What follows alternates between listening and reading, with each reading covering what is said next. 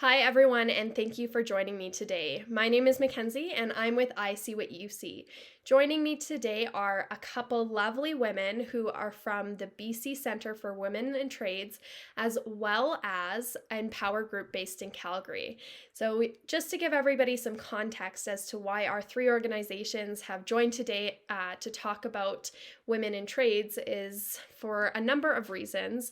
The first being, what are some barriers that women are facing, and how are some ways that technology can overcome those barriers? So, I'm going to introduce myself quickly and then I'll hand it over to these lovely women to talk about their organizations and the amazing work that they've been doing. But ICwhatUC started about 2 years ago, and our primary reason for starting was to make it easier for customers to connect with organizations to be able to fix simple problems. Since we've been in operation, we have quickly grown to encompass much more than that, and we have realized that it's really important for field services and trades to focus on tool time instead of tire time. ICwhatUC enables those businesses to be able to connect their knowledge from senior technicians to junior technicians, and also to be able to quickly diagnose if this is something that they need to go onto a site for. So they can quickly do inspections, warranties, pre-work site visits, all of that fun stuff, which is why we decided that we wanted to reach out to women in trades and talk to them about how they can use technology and in what ways companies can continue to be allies for women in trades. So without further ado, I am going to hand it over. Really glad to be here. My name is Lindsay Cairns. I am a Red Seal electrician in Victoria, BC, and I'm also the outreach coordinator for the BC Centre for Women in the Trades.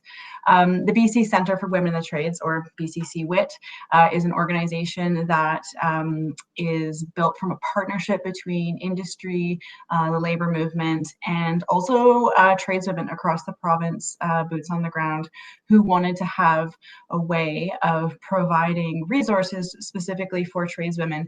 And we have three main pillars. The first is addressing toxic work culture. And so through that, we've partnered with the EVA BC, the End Violence Association, and the BC Lions, and we run Be More Than a Bystander specifically for building male allies in the construction trades. It's an amazing program.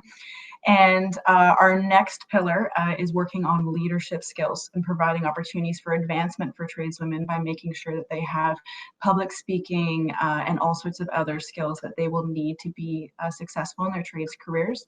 And the third pillar is actually what I focus on, which is building a community of peers for tradeswomen so that they know that they're not alone and they know that they have people to reach out to if they have questions as simple as where to find very small work gloves for my very small hands, or also bigger things like what's happened, like something happened at work today and I want to know, like, should I reach out? How do I deal with this? And that's something that we all really need, is to have that community of peers. We also have a careers program where we can work one-on-one with women to address whatever barriers they're having, whether it's starting their trades career or midway through their trades careers. And so we work with them on that as well. So really glad to be here, really optimistic. This personally is technology that when I was out in the field, I specialize in building automation and HVAC controls. And this is definitely technology that I wish a million times over that I had been able to access myself as someone doing service calls. Thank you so much. That was excellent. Next, we're going to talk to Natalie, and she's going to introduce the rest of the panel here, who are all with emPOWER. Hi, thanks for having us. It is super exciting to be here. I know we were all chatting last night about it, and really, really excited to not only share our program, but to have the opportunity to talk about some of the challenges facing women, and to talk about how technology can help with that. So again, yeah, my name is Natalie. I am the team lead for the emPOWER Women in Trades program. So this program was developed by Manpower in partnership with SAIT, which is our local college here in Calgary. And we designed this program to help unemployed women gain the skills necessary to enter into the skilled trades. So the program is a 15-week training program, and it's an overview of 5 trades. So we go through carpentry, welding, ironworking, plumbing, pipe fitting, and heavy-duty mechanics. Following the skills training, we do have a 4-week work experience placement with a local employer to help build on the skills that we learn through SAIT. And then the end goal of the program is to find full-time secure employment in the trades. And then our clients, it's up to them to discover how they want to build their careers. But this is a starting point for a lot of women. So I did bring my team here. So I've got Christine Good is our job placement coordinator. So she works with the students on building resumes, on covering interview skills, as well as connecting with employers to help find those positions. And then we have Angela Cucero on the call as well. She is our overseer, let's say. She works with Manpower and she oversees several programs within the company and just helps us stay on course and provides us amazing feedback. And I can let Angela talk a little bit about her background. But then we also have 3 amazing students who are currently enrolled in our program. So we've got Ashley, Victoria, and Michaela here, and they've just started with the program. So they're about 3 weeks in. So far, we've been doing the virtual learning, a little bit about safety and math and sciences. And in a couple of weeks, we're going to get in the shops in SAIT and start learning the actual occupational skills. So we're looking forward to that.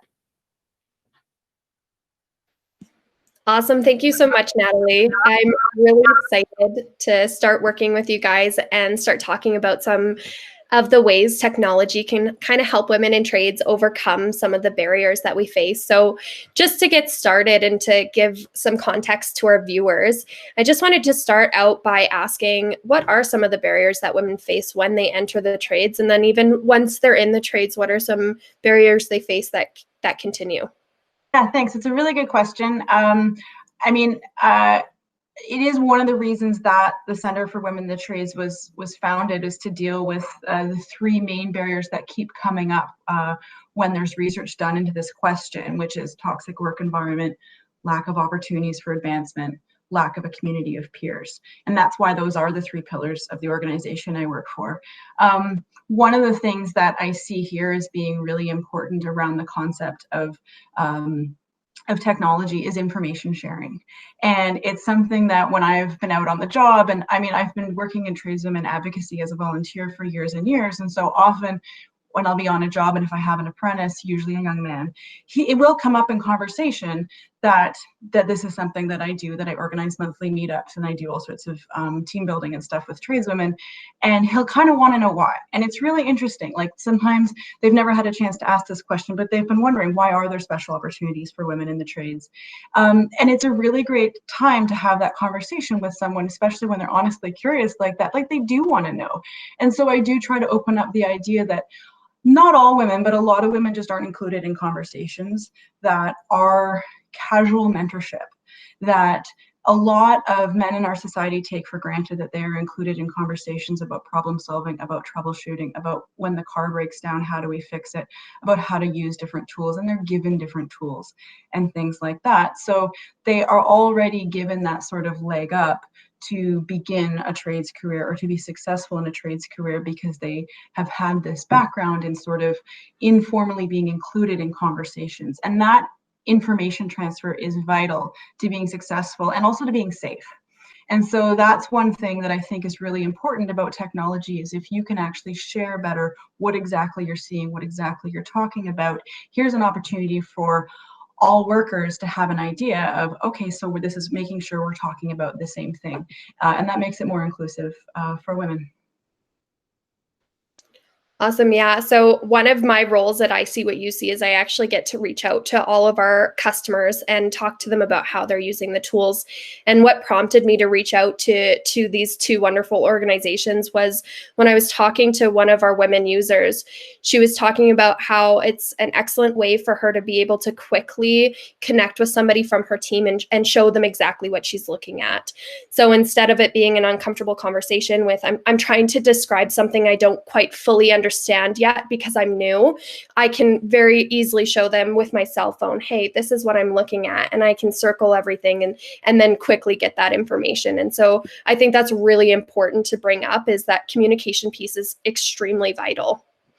But I also want to open it up. It looks like Natalie has some more to add to this conversation. I'd love to hear from her as well. Yeah, sorry, talking about some of the challenges that women face.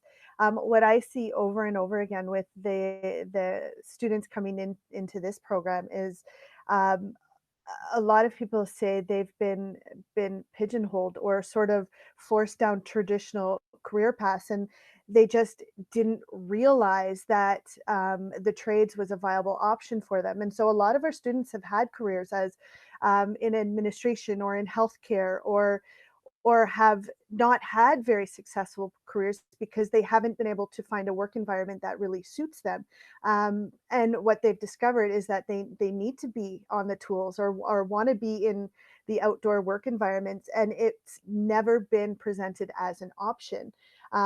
So from what I've seen, I honestly think one of the key is in our, our educational systems is to provide information about what careers in the trades looks like. And I think that starts as young as public schools. I know for me, I mean, I had shop class in grade 7 and 8, but it was never presented as an option for career. I just thought it was something fun and something cool you could do. So I think that's the key to start, and especially for some of the younger kids, the technology and virtual technology, learning some of those trades is a great, safe and fun way to get them to know what it is. And I think we need to promote in our schools, our guidance counselors, that the trades is as important and is as meaningful as going to college and university and becoming a lawyer or a doctor. It's just as important. But I'd be really curious. Do any of the students want to share with us about kind of what made them make that switch, or if they went down the career path right away? I see Michaela, so I'm going to mute and let her go ahead. Hi, thanks, Mackenzie. Personally, for me, I was lucky enough to have family. My mom is actually a red seal welder herself. She is a bad mamma jamma, as we were saying earlier, for lack of a better word. So I was lucky enough to be exposed to that kind of environment, but because I did have that inside perspective, watching her go through schooling and going through trades, I was also able to hear about all of these stereotypes that were put on women in the trades. So I'm not sure if that was maybe instilled in me in the back of my mind, like, maybe I might not want to do that because of all the stereotypical things that she would hear, like, oh, go back to the kitchen, like you're gonna break a nail, it's gonna hurt, And she always really inspired me to go for it. And when I found out about this program, she was like, oh my goodness, I have my knowledge that I can pass down to you. And yeah, I guess that's all I can say about that. Hi, so yeah, same as Michaela, I have family in the trades, more cooking and mechanics, but still in the trades. I've always been hands-on learner myself, but I kind of attributed it to, hey, I can become a doctor or a dentist or something like that. Never a trade. Even if in high school I was doing woodworking or something of the sorts, I never thought this is an option for a career. This is just for fun for me to build something at home. It's more or less the thinking. So after being at my business or like the place I worked for, I think 5 years, 6 years, near the end of it, I was really talking to people like, hey, I really think this type of trade would be good for me. Especially women, the answer that I would always get, and it really bummed me down, was tell your boyfriend to do it. Like, he should be the one going to make the money. And it was very much like, I don't think people realize even when people say they want to go into trades regardless of man or woman, it's because we genuinely like being outside, working with our hands, working with people, having that community. And it's not as grimy as we think. Like, I know a lot of people might be saying like, oh, you go into plumbing or pipe fitting. Oh, you're dealing with poop all the time, for lack of a better word. And it's like, no, when you look at it, a lot of it's commercial or industrial, and you're not cleaning up all the time. So I think it's a lot of negative stigma around it in that sense. And a lot of women feel like, oh, I want to keep my hands clean, or that might not be for me, or the money's not worth it. There's a lot of different reasons that I think this generation can break. Awesome. Thanks so much for sharing that. Yeah, I definitely have heard a couple of those from friends who work in the trades, but I kind of want to take a lens here and talk about ways that we can kind of help solve this issue, and ways that we think maybe technology or some other avenues can help us make these barriers a little bit less daunting and make the construction and the trades more suitable for women. Does anyone want to take a jab at that? It's a big one. Go ahead. I found that the final push for myself, for me to be like, yep, I'm doing it, was finding this program, finding the community. Once I knew that, hey, I'm not going to be alone doing this, I was like, I'm set. It's easy. It's not just me. That's awesome. I love hearing that. Community is so important. I'm gonna let I think Natalie can go, and then we'll have Lindsay kind of chime in as well. Yeah, I was just going to say, I think what I've been seeing is with technology and with automation is the trades are not as reliant on brute strength as maybe they once were. And so I think one of the major criticisms that I hear, even from employers, is sometimes, well, girls aren't strong enough. Well, technology is eliminating that argument almost completely, and so technology in that sense is definitely evening the playing field. But I think also talking about the apps and the online platforms, it's making it easier for women who maybe have families, instead of having to travel for 2 days to a remote work site, to being able to check in remotely, to see if you're even needed to physically be there prior to going out on site. I think the possibilities are endless. Yeah. Yeah, exactly. Similarly to all of that, it's funny right now, my 2-year-old has suddenly come into the kitchen, is walking around like he's about to probably destroy something. But for me, or make weird growling noises. That's great.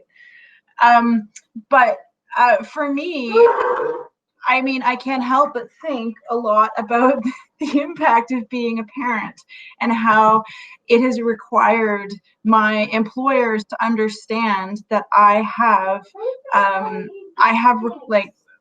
dependents, and all working parents need to be able to go. Not right now, sweetheart. Because I'm talking right now. So speaking of flexible employers, I'm grateful to mine that when his daycare shut down thanks to the pandemic, we've been able to be flexible around my childcare needs. It helps that I mostly am working with tradeswomen who are available in the evenings and weekends anyway, so that's when I do the bulk of my work. Apologies for the disruption. Sorry. Back to what I was saying is that even when I was still out in the field, which was just this past year, I would have to leave suddenly and go and pick up one of my kids from school or daycare. And I also at the same time was responsible still and on call for service calls. And so in those situations, to be able to use my phone and just be able to still stay in connection with my coworkers and help address the problems, say, okay, like, have you tried these things, at the same time as being able to be responsible for, like, this is something I hear all the time from working parents. And it actually, I'm really happy to say that it's not just women. It is so much more increasingly. I'm hearing this from all the guys on my teams too, when I've been out there working in the field, and I love it. Like, I love the idea that we are all kind of moving to a bit of a situation where we all are trying to understand a bit more that actually having dependents is really serious. It needs to be taken seriously by our employers, and I think technology can help enable that sort of ability to be flexible. But just to continue kind of that thread, one of the huge things that has encouraged us, obviously the pandemic is really serious, and it's caused a lot of businesses to really rethink the way that they're doing business. And so the way that you kind of converse with your peers and the way that you kind of are in contact with your peers has changed so dramatically in the last couple months. But I do think that it's changed for the better. It allows for, in my opinion, transfer of knowledge across wider distances. You don't necessarily have to be in the same area, and you can work from home even in the trades. We've seen some of our customers who have traditionally been in the field and have never done work remotely very quickly, especially in terms of trades that are working within other people's homes, having to transition and do work online. And I think it opens the opportunity, like you were saying, Lindsay, for people who have dependents, whether that be childcare or even Canada's population is aging, and sometimes it's our parents that we're taking care of, and having that capability to have extended periods of time off while not losing the income because you're able to do working differently through remote services and sharing your knowledge to your team from home is super, super important. And I think that's an excellent point that you brought up.